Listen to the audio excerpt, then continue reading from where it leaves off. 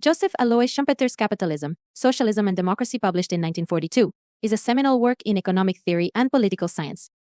Schumpeter's analysis presents a complex and nuanced view of capitalism, socialism, and democracy, exploring their interrelationships and the dynamics of economic and political change. His work remains influential for its insights into the nature of economic development, the role of innovation, and the future of capitalist societies. At the heart of Schumpeter's analysis is his theory of creative destruction. This concept refers to the process by which new innovations disrupt and ultimately replace existing industries and economic structures. Schumpeter argues that capitalism is inherently dynamic and driven by entrepreneurial activity. Entrepreneurs introduce new products, technologies, and business models that revolutionize industries, leading to economic growth and development. However, this process of innovation also destroys existing enterprises and jobs, creating a cycle of continuous change and transformation. Schumpeter's view of capitalism is deeply tied to his understanding of entrepreneurship. He sees entrepreneurs as the central agents of economic change, possessing the vision and willingness to take risks necessary for innovation. These individuals are not merely profit seekers but are driven by the desire to create and disrupt.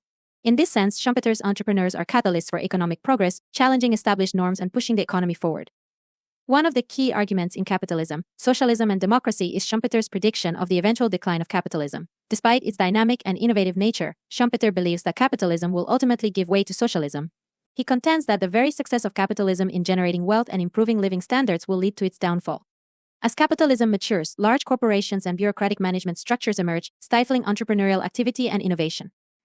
Moreover, the growing wealth and security provided by capitalism create a more educated and politically aware populace that demands greater social welfare and equality.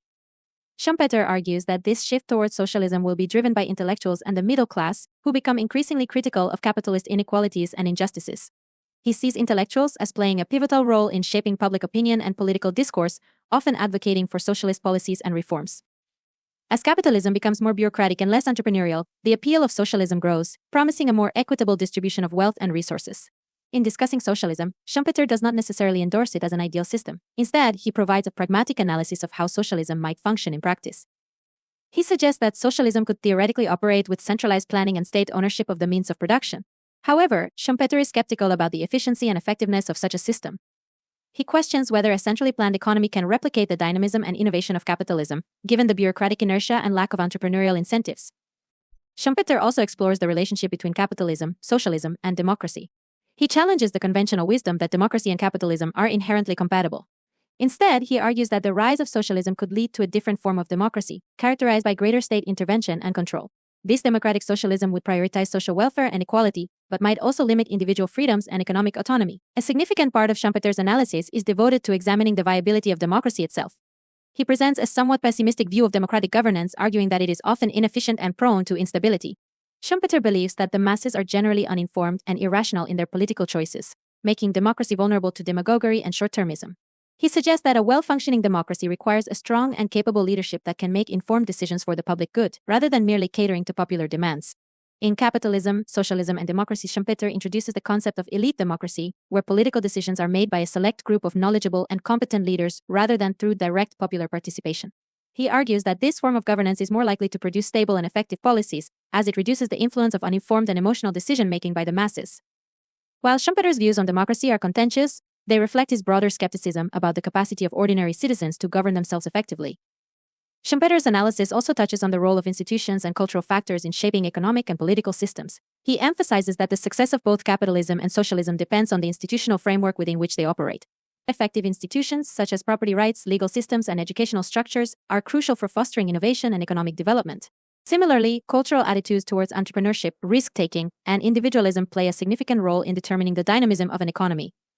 Throughout Capitalism, Socialism, and Democracy, Schumpeter remains cautious about making definitive predictions about the future. He acknowledges the complexity and unpredictability of economic and political change, suggesting that multiple paths and outcomes are possible. While he foresees the decline of capitalism and the rise of socialism, he also recognizes that these transitions are not inevitable and depend on a myriad of factors, including technological advancements, social movements, and global events. Schumpeter's work has had a lasting impact on economic thought and policy. His theory of creative destruction has become a central concept in understanding economic innovation and business cycles. The idea that economic progress involves the continuous disruption and replacement of existing structures has influenced various fields, from business strategy to economic development. Schumpeter's emphasis on the role of entrepreneurship has also shaped policies aimed at fostering innovation and supporting startups.